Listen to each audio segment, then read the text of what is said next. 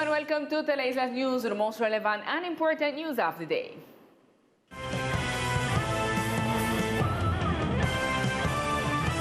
A few minutes ago, the Administrative Court of the Department decided to suspend the entry of vehicles to the archipelago.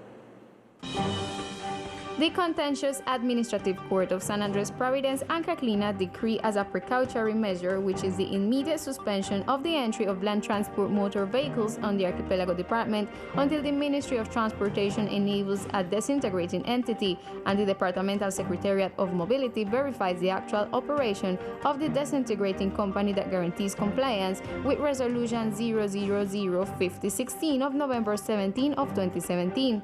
Of the precautionary measure, official motors vehicles emergency, the security of the armed forces and the national police are excluded. This fact is presented after the citizen Harrington McNish Pumir filed a lawsuit against the national government. This decision was notified to the interim governor, the Port Society, the airport manager, and the Secretariat of Mobility. The head of this portfolio indicated to this journalistic house that so far they will not issue a statement. Teleislas News opened its microphones to the entities involved in this judicial decision.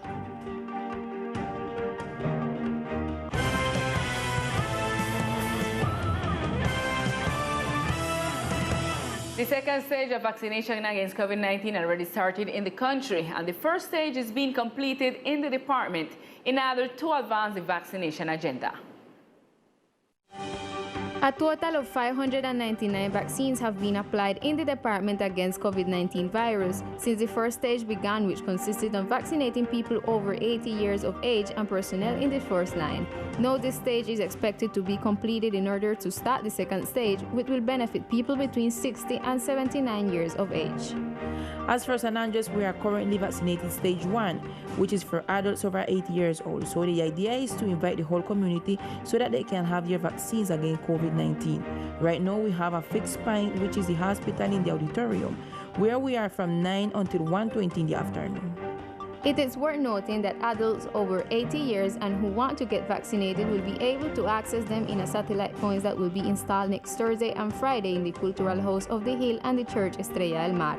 It is also worth mentioning that there are still no vaccines assigned for the municipality of Old Providence. That is why the local authorities are requesting the national government to assign them. Regarding the vaccination in Old Providence, the government has not yet defined which vaccines have been established for the municipality.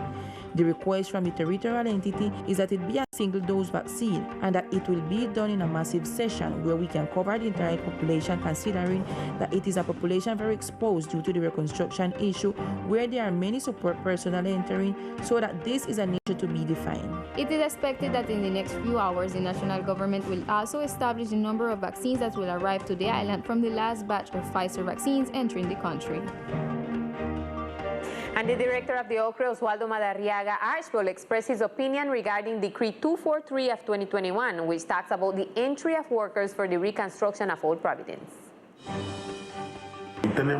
Today we have a decree, which is Decree 2762 of 91, which has been the backbone of us as an archipelago and as a racial ethnic community. Today it has been thrown into the grave as a consequence of Decree 243 of 2021, which was issued a little more than a week ago. The official explains some of the points of the decree. They say that this list will be transferred to the interim governor, the mayor, the civil aeronautics, the racial authority, and the director of the OCCRE.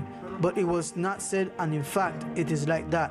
Neither the director, nor the interim governor, nor the mayor, nor the director of aeronautics, absolutely no one will be able to refute the list that the National Risk Management Unit brings. With respect to the payment of the policies that, according to Decree 243, will be assumed by the National Unit for Risk Management, the director explained. This law speaks of a one-time payment for each person that is going to enter, but it also speaks of a collective policies.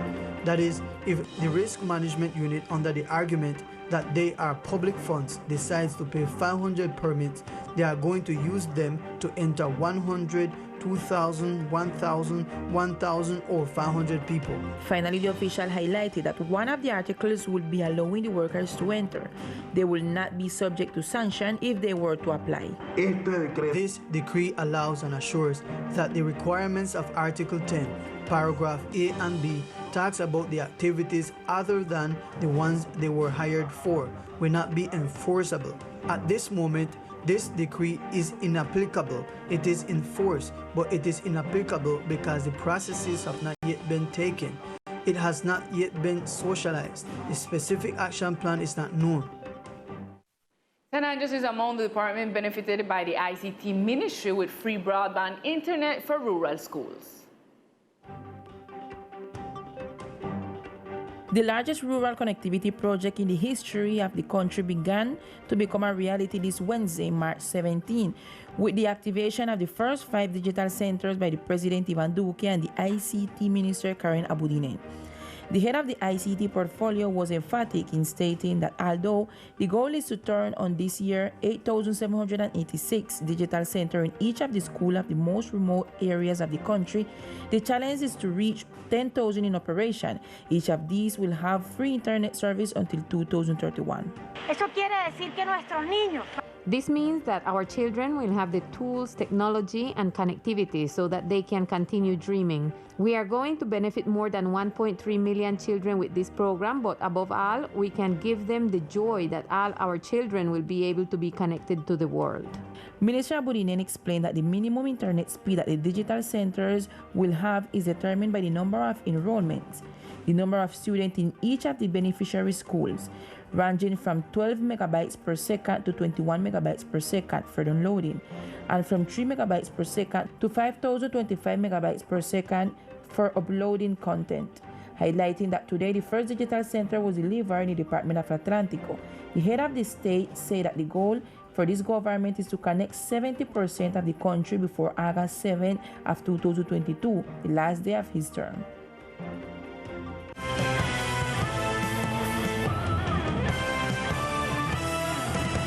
And in news from the sister island of Old Providence, the National Police has been carrying out a road safety awareness and prevention campaign in the municipality in order to educate drivers on self-protection, care for pedestrians, motorcyclists, and road users. The Traffic and Transportation Police have been carrying out road safety campaigns in different sectors of the island of Old Providence as a way of teaching prevention to drivers in the municipality. Some prevention campaigns are being carried out focused on generating in the driver or road user a behavior of self-care and responsibility when driving their vehicles. This pedagogical process is carried out taking into account that the municipality has not had a local authority in the area of mobility. Providencia es un municipio muy sui generis en el tema de la movilidad. Old Providence is a very sui generis municipality in the area of mobility with vehicles because in the municipality there has never been a traffic secretary. This means that people drive vehicles without having knowledge of the norms. Finally, the Traffic and Transportation Police also work with children so that they learn from an early age how to drive on the roads. We have also been doing educational workshops with children in a stand-type space where some recommendations are given to our road actors, motorcyclists, pedestrians, with the aim of generating a road culture and respect for others. It should be done many times and it should be like a strategy so that sometime in the future there may be a traffic office that regulates mobility a little bit. And after perceiving the great amount of doubts regarding the reconstruction process in the community of Mountain, the Rizal authorities summoned the different actors of the reconstruction to meet with the community to try to clarify their doubts. Yesterday in the section of Mountain, a meeting was held convened by the Rizal Authority with representatives of the Ministry of Housing, FINDETER, and those in charge of repairs and new constructions to inform the community on the development of the reconstruction process since the people is not informed. Positive is that after 4 months they come back. Negative is that they just come to take out the database of us to present to the constructor company who start to work after 4 months. And then that's why Providence, we don't know when time they want to start. They don't say when time they want to start to build the house in mountain. They said they've got one house model if we try, and then we visit and see how it look, and then whatever. But this after 4 months, if we start one house, you should start at least 100. Some people are tired of hearing the same old story. Why you walk out that meeting? You cannot want to hear no more. And every day, same thing. You go meeting today, they say something. Tomorrow you go, they say same thing again. So, too much repetition. On the other hand, some think that these meetings are necessary because no one is clear on the reconstruction process. I don't know if it's positive or negative, but the thing was plenty of things when they talk about, we never have no knowledge or conocimiento about them things. Like the material when they build house, them say they have meeting with the racial community, but I see, Suli, I feel like she's one of the members from the council, and she said she never knew about the changing from the material because first then say it was concrete, and now then they talk about acero metalizado. Although the meeting had a lot of informative value, the second most affected community by IOTA has 4 months of doubts and uncertainties about how the houses are going to be repaired, and above all, when the reconstruction will begin.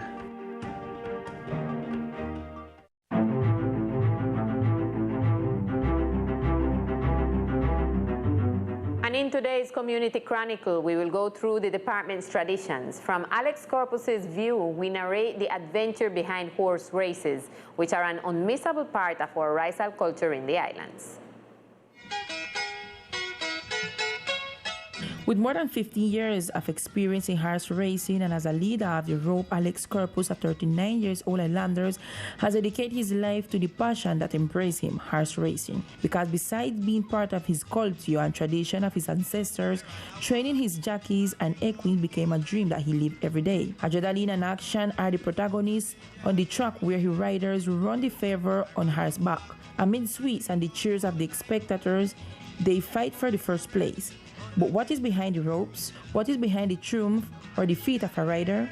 Alex Corpus, leader of his own rope, starts his routine at 6 a.m. and prepares his mare, Miss Anna, who he trains together with her rider 5 times a week in some bay. Primero que vamos a hacer es sacarla. The first thing we are going to do is to take her out, give her a little cleanup, and get her ready to go where she trains. This horse is 11 years old. I bought her in Bogota about 2 years ago, and I named her after my grandmother, who was called Miss Anna. Alex highlights the importance of the cleaning and maintenance of Miss Anna to keep her in optimal condition for her daily training. Entonces, por lo general, usually, the first thing one should do is check the horse to see that everything is okay before taking him out and riding him, because he may have woken up lame or something like that. Alex highlights the importance of the cleaning and maintenance of Miss Anna to keep her in optimal condition for her daily training. We always take her out bandaged to protect her from bumps and injuries. There is a lot more care that needs to be taken when carrying a horse race out of training. Now we go to the place where we do our morning exercise in Sound Bay. It is in a big space where we gallop for several minutes. We come back, we bathe her, we prepare the stall, we dry her well, we prepare the feed, and we put her to eat. Miss Anna's rider, a 21-year young man who seems to be taking out a fairy tale and who is popularly known as Bundy, narrates his sensation during the race in which he participates. In a squeeze with somebody else on the horse, you know what you want to do. Just either you or him want to win. You know, you feel good if you like to be a jockey. You like it. The races are part of a racial heritage, part of a culture that every Islander carries in their heart and that nobody wants to see die. Just like Alex Corpus and Bundy, who will surely perpetuate the racing culture until their last breath. This, to be a jockey, that's something to keep off of the road and keep myself active and no be talking no problem. So I invite the guys local boy them, we can ride. If you come out and ride, man, we can't jockey no right now.